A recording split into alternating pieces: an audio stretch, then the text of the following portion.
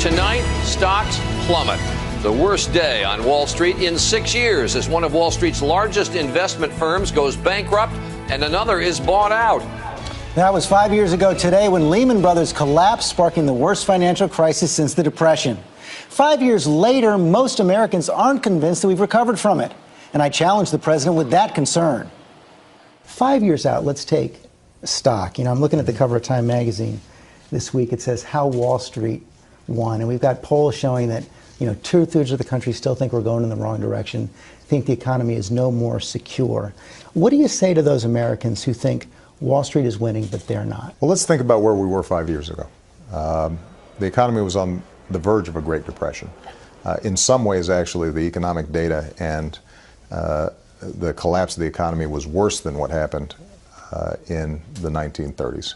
And we came in, stabilized the situation. We've now had 42 straight months of growth, 7.5 million new jobs created, 500,000 jobs in manufacturing, 370,000 jobs in an auto industry that had completely collapsed. The banking system works. It is giving loans to companies who can get credit. And so we have seen, I think, undoubtedly, progress across the board. The housing market has recovered. But what is also true is we're not near where we need to be. And part of it has to do with a whole bunch of long-term trends in the economy where the gains that we've made in productivity and people working harder have all accrued to the people at the very top. 95% of the gains to the top 1%. That is so striking. It is. And the folks in the middle and at the bottom haven't seen wage or income growth, not just over the last 3-4 years, but over the last 15 years. And so everything that I've done has been designed to, number one, stabilize the economy, get it growing again, start producing jobs again. Number two, trying to push against these trends that have been happening for decades now. That's why we made sure that we had a tax system that was a little bit fair by asking people to pay more at the top. That's what the Affordable Care Act, health care reform is about, is making sure that folks who have been left out in the cold when it comes to health care are able to get health care. That's why we strengthened the entire banking system so that, you know, too big to fail is far less likely to be in place if, heaven forbid, there's a crisis the next time. Because we've said, you know, banks, you've got to double the amount of capital that you have so that you can absorb losses when you have them, so taxpayers aren't bailing you out.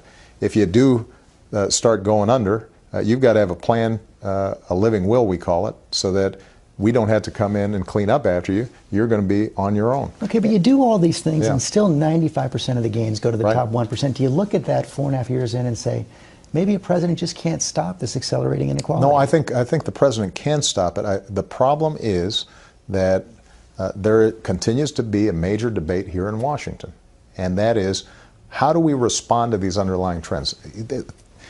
If you look at the data, a couple of things are creating these trends. Number one, globalization, right?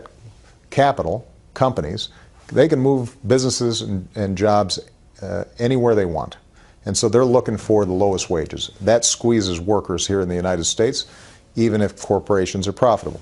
Technology. If you go to a lot of companies now, they've eliminated entire occupations because they're now robotized. You know, we don't have travel agents. We don't have bank tellers. That's bigger than Washington. Right. So there's a whole bunch of stuff that's happening in the marketplace. But if we have policies that make sure that our kids are prepared for higher skilled jobs, if we have policies that make sure that we're rebuilding our infrastructure, because a robot can't build a road, and we need new ports and a smarter electricity grid. If we're making investments to make sure that research and development continues to happen here, if we have tax breaks for companies that are investing here in the United States as opposed to overseas, all those things can make the situation better. It doesn't solve the problem entirely, but it pushes against these trends. And the problem that we've got right now is you've got a portion of Congress whose policies don't just want to leave things alone. They actually want to accelerate these trends.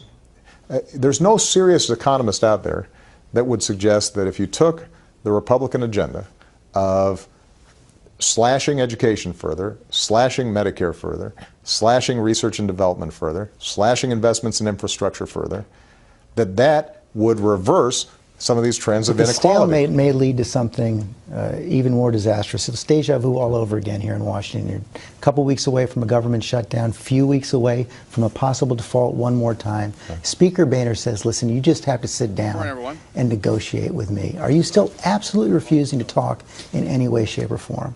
No. Keep in mind my position here, George, because I have been through this a couple of times with Speaker Boehner. What I've said is, with respect to the budget, we've presented our budget, and now it's the job of Congress to come up with a budget that keeps our long-term trends down or our current trends of reducing the deficit moving forward, but also allows us to invest in the things that we need to grow. And I've told him, and I've told the country what I think we need to do. I'm happy to have a conversation with him about how we can deal with the so-called sequester, which is making across-the-board cuts on stuff that we shouldn't be cutting, while continuing tax breaks, for example, for companies that are not helping to grow the economy.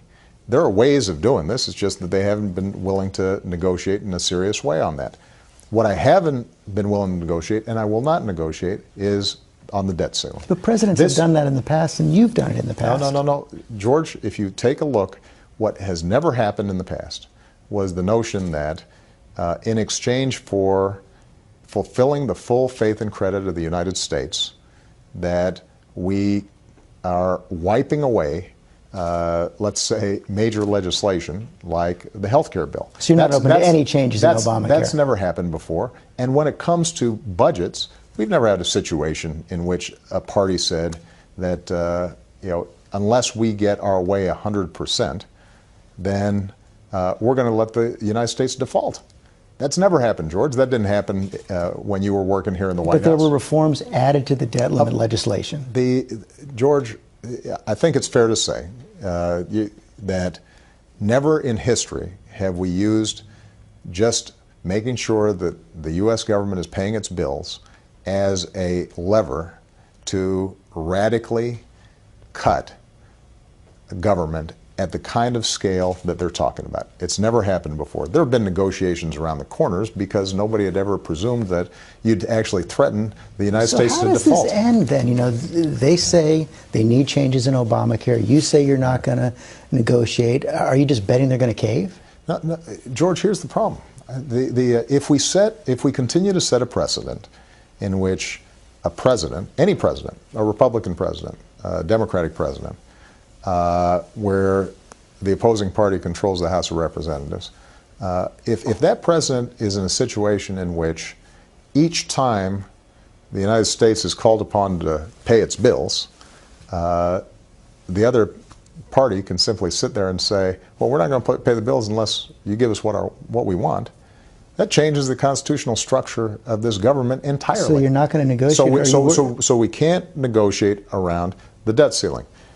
If Mr. Boehner has ideas about how we can grow this economy, strengthen the middle class, put people back to work in a serious way, of course we're happy to support the negotiations that are taking place between the House and the Senate. If we're going to continue to reduce the deficit, and I think a lot of people aren't aware of the fact that the deficit's been cut in half since I came into office, it's continuing on a trend line of further reductions. If we want to do more deficit reduction, I've already put out a budget that says let's do it. I'm willing to reform entitlements. I'm willing to cut out additional waste that may be there. But what I also think we should be doing is eliminating corporate tax breaks that nobody can defend, but keep on reappearing each year in the budget. If we are serious about it, there's no reason that we can't do it and do right by the country. How about beyond the deficit? You were reelected a little more than a year ago. 332 electoral votes, 51% of the vote. First president since Eisenhower to do it twice. You put gun control at the top of the agenda, immigration reform, climate change. All of it stalled or reversing. How do you answer the argument that beyond the deficit, this has been a lost year, and how do you save it? Well, on immigration reform, for example, we got a terrific bipartisan vote out of the Senate. You had Democrats and Republicans in the Senate come together, come up with a bill that wasn't perfect, it wasn't my bill, but got the job done. It's now sitting there in the House. Not going anywhere. Well, but what I will say is this. If Speaker Boehner put that bill on the floor of the House of Representatives right now, it would pass. It would pass. So the question then is not whether or not the ideas that we put forward can garner a majority of support, certainly in the country. I mean, gun control, we had 80–90% of the country that agreed with it. The problem we have is we have a faction of the Republican Party, in the House of Representatives in particular, that view compromise as a dirty word, and anything that is even remotely associated with me, they feel obliged to oppose. And my argument to them is real simple. That's not why the people sent you here. We're out of time. Final question. Your vice president is at Tom Harkin's steak fry in Iowa this weekend. Clearly, Secretary Clinton positioning for a possible run for president too. You chose both of them. What do you say to your fellow Democrats when they're thinking about that possible choice? And are you determined to stay neutral throughout this whole process? What I would say to folks out there is we are tremendously lucky to have an incredible former Secretary of State who couldn't have served me better, and an incredible vice president who couldn't be serving me better. And I suspect if you ask both of them, they'd say it's way too premature to start talking about 2016. Iowa. Well, Iowa's a big state, and he's an old friend of Tom Harkin's. So you're staying completely neutral? Listen, I think, as you pointed out, I just got reelected last year. My focus is on the American people right now. I'll let you guys worry about the politics. Mr. President, thanks very much. I enjoyed it. Thank you, George.